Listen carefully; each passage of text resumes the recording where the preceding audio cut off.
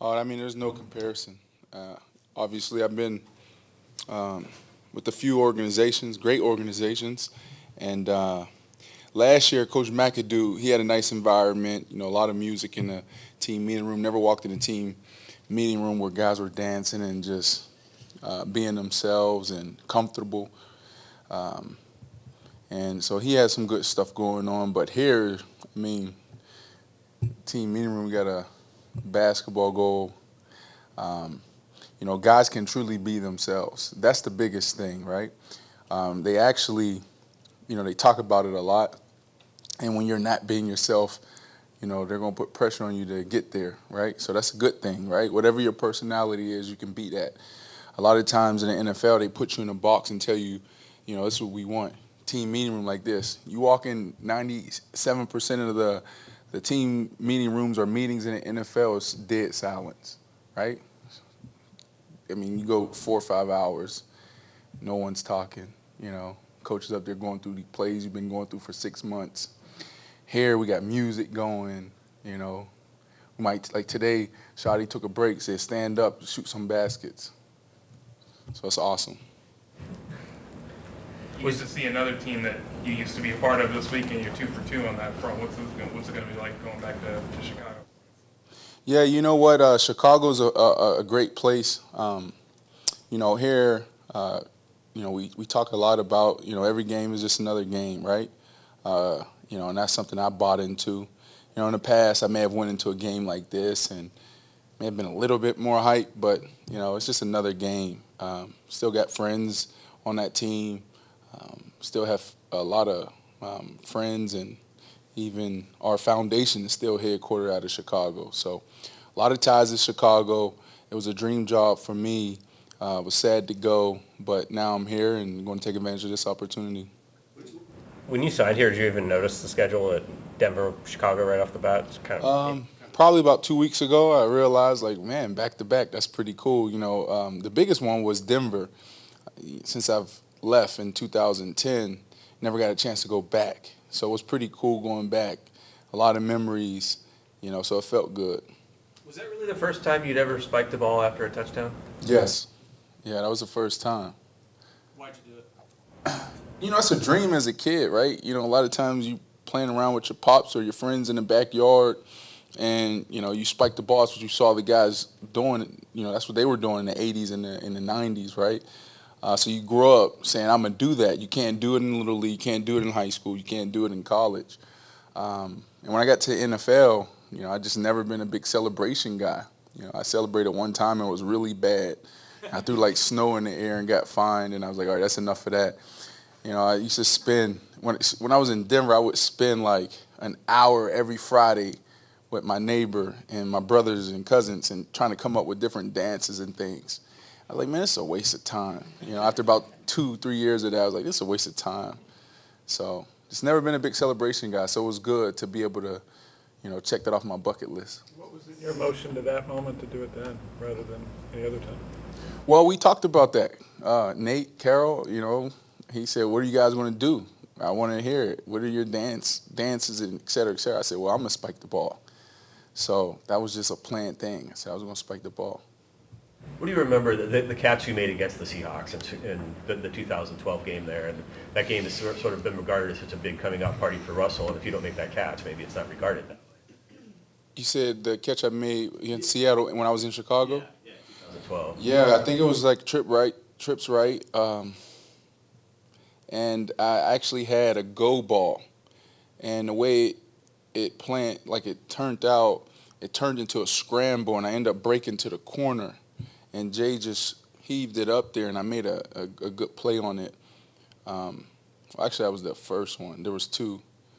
I think the one you're talking about, we were going. The one at the end of the game. Yeah, we were going north. Yeah, we were going to the north end zone. I know what you're talking about. Okay. Yeah, that was on Richard, right? Me and Richard got a chance to get up. Okay, there was another one earlier. But yeah, that was a big one. So going into that game, I just thought there was no way this kid was going to come in and beat us. With Lance Briggs, Peanut Tillman, Julius Peppers, Brian Urlacher, Tim Jennings. There was Izzy. was like, there's no way this guy's going to come in here and do anything versus this defense. Their defense was doing, you know, record-breaking things every single game. And he came in and destroyed us. So that was deflating a little bit. But that was a big play. It felt good to make that play. You know, in Chicago, Brian Urlacher taught me, well, I wouldn't say taught me, but that's where I really learned to appreciate my teammates, right? So I never want to let those guys down. So I remember catching that ball and looking to the sideline and seeing, you know, those 4 guys standing there and just like, let's go. That's for you guys. Let's go. So Chicago was special. Brian Urlacher was a big part of that. The atmosphere, the culture that they set there, that was cool. How did he make that impact with you about your teammates? Yeah. So Brian Urlacher was a guy that brought everyone together. You know, sometimes you can go into a locker room and there's classes, right? You got, you know, guys that are, you know, paid a lot of money. You got Pro Bowl guys, and you got scout team guys. You got guys that just got to the team, right? And Brian and all those guys did a great job of making everyone feel welcome and everyone feel like they're, you know, just as important as the next guy. I saw Brian Urlacher sit down with, you know, obviously Lance Briggs. That was his guy. And at, you know, in the next meeting, he's sitting next to a guy that just got there and treated him the same way. I was obviously, and I still am, a really emotional guy. And I remember, you know, dropping a ball here or there or doing something, you know, where I let the team down as far as like in a run game or something, and he would come to me and pull me aside and say something. In the heat of the moment, I might be on the verge of tears, you know, so to speak, and, you know, he would come and say, bro, it's just a drop ball, you know. He's like, well, we're all right. You go get another one, right? So he just had a way with his teammates, picking guys up and, you know, making sure everyone felt included. So he's a special guy. Did it change the way you dealt with your teammates? Yeah, 100%. Chicago was, when I first got in the league, you know, obviously shot myself in the foot so many times, you know, very volatile. And, you know, I didn't understand that it was, you know, how privileged we are, right? So I didn't see the big picture. And, you know, so I had to figure that out. In Miami, I figured that out. My second year, going into my second year, I was like, oh, this is big business. I get it. You know, this football to me is always just this is life or death, you know, where I come from, my way out. So I learned that in Miami. Get to Chicago, I didn't understand the business side of things, right? You know, understanding how to conduct myself as a pro every single day, leadership. So there's a lot of things I learned there. You know, when you're winning, you can do certain things, say certain things. When you're losing, in the year that we had losing, sometimes you got to chill out a little bit, you know, and I never did. You know what I mean? I just stayed the same. And, you know, so there was a lot of lessons I learned there.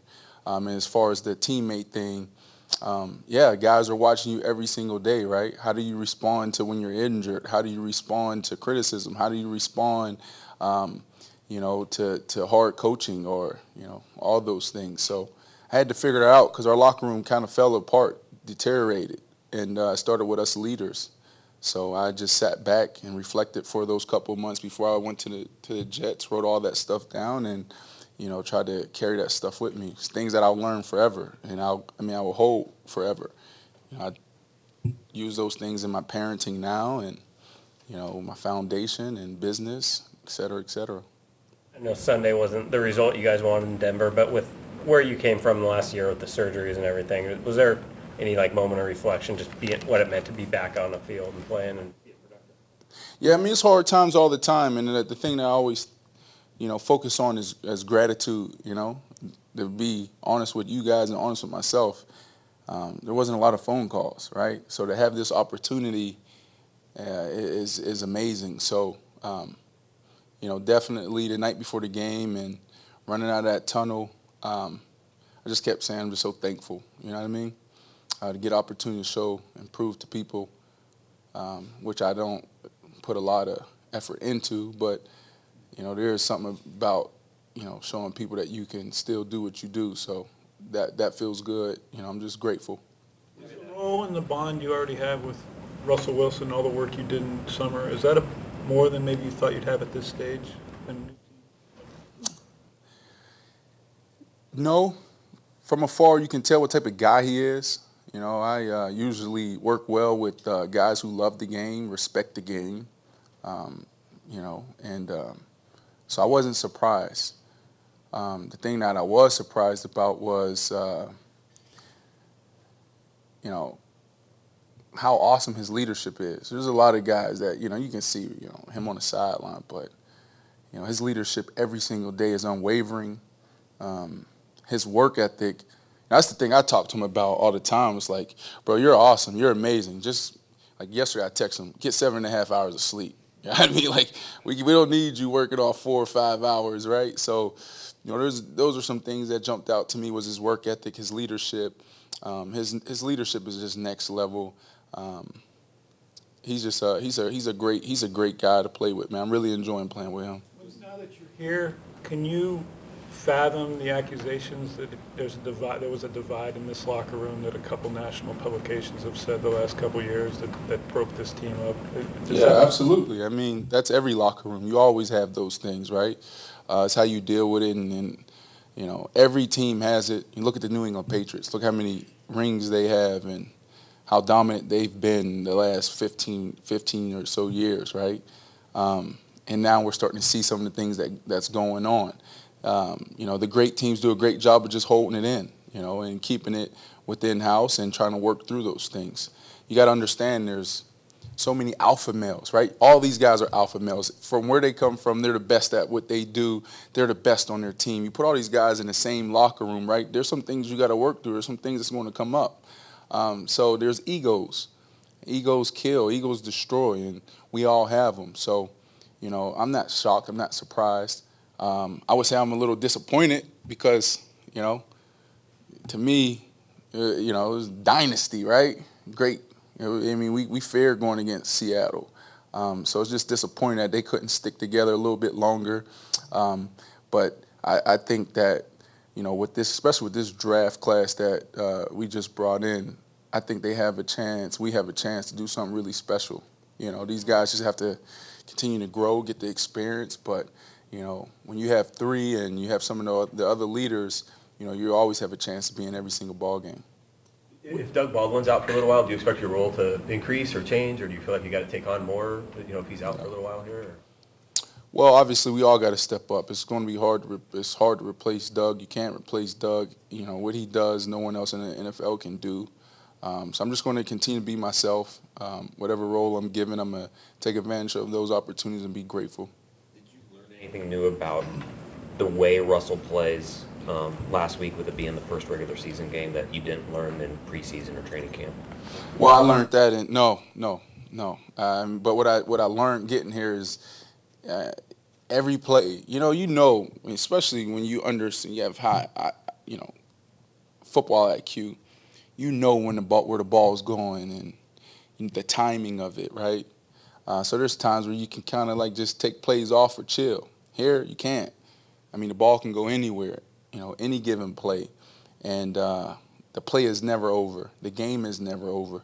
And the way he was in preseason is the same way he is in the game. I mean, in Denver, you know, week 1, we don't care about preseason. Vets don't care about that. Want to be out there. But at halftime, you know, he's snot bubbles coming out his nose, sweating. Guys coming in, come on, let's go. And he did that every week. And he did that week 1. And from what I know and what people say, that's what you're going to get, you know, week in and week out. The kid is special. I just want him to sleep a little bit more. We're working on that. But the kid is special. Your touchdown came on a play that he kind of extended, right? Yeah, that was that. See, that's that feel, right? He has a great feel for the game. Obviously, I was the first read on that. But pre-snap, I wish we had a signal where we could get to something a little different because the corner was shaded inside, so it was hard for us to get that slant. But the timing was off, so I was able to stop, kick, and roll, and it was just like perfect timing for him. He, you know, looked, held it, then threw it up and let me make a play. So, you know, he has a great feel for those type of plays and that type of, you know, way of playing the game. A lot of us got to know you from watching the NFL show on Showtime. Inside the NFL? Inside the NFL, watching you Yeah.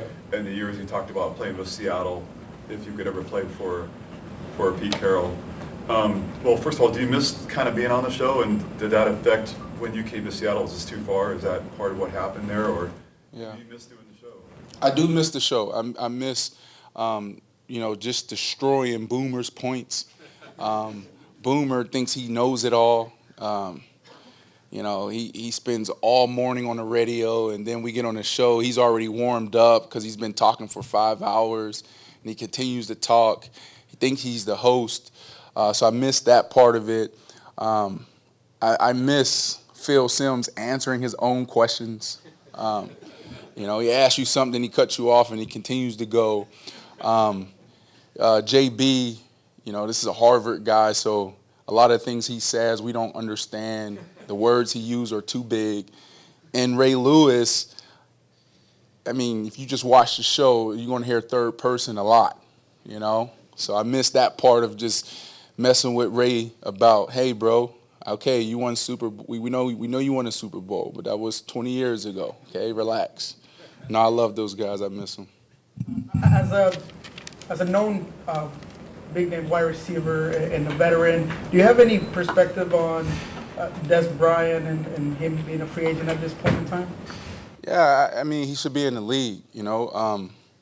He should be playing right now. He's obviously in the league, but something I've been watching and a little disappointed in why he's not there, why he's not with the team. Actually today we were watching a clip of Dallas, and I was just like, man, why isn't this guy in the league right now? Why isn't he playing? Why isn't he with the team? So a little disappointed. He can play, but obviously sometimes perception become reality. Guys are scared. But what people need to understand is guys evolve, right? You don't look at the guy's history. You look at, how they handle things, right? Like in those moments. Are they able to learn from things? Are they getting better? And Dez is a guy similar to me where every year he gets, stronger and stronger, mature and mature. So, I think teams may be a little scared, but they shouldn't be scared. The guy understands where he's at. He's not going to go into a situation and be a distraction. One of the things that sometimes, we misinterpret is his emotion. But you want that, right? A lot of times we think, oh, he's yelling and screaming for the ball. But that's just his personality he's a very competitive guy. So I can't wait to see him back on the team. Just a bad situation all around. All right, guys, got to get Brandon going. Thank you. Thank you. Thanks, Brandon. Thanks, Brandon. Thank you.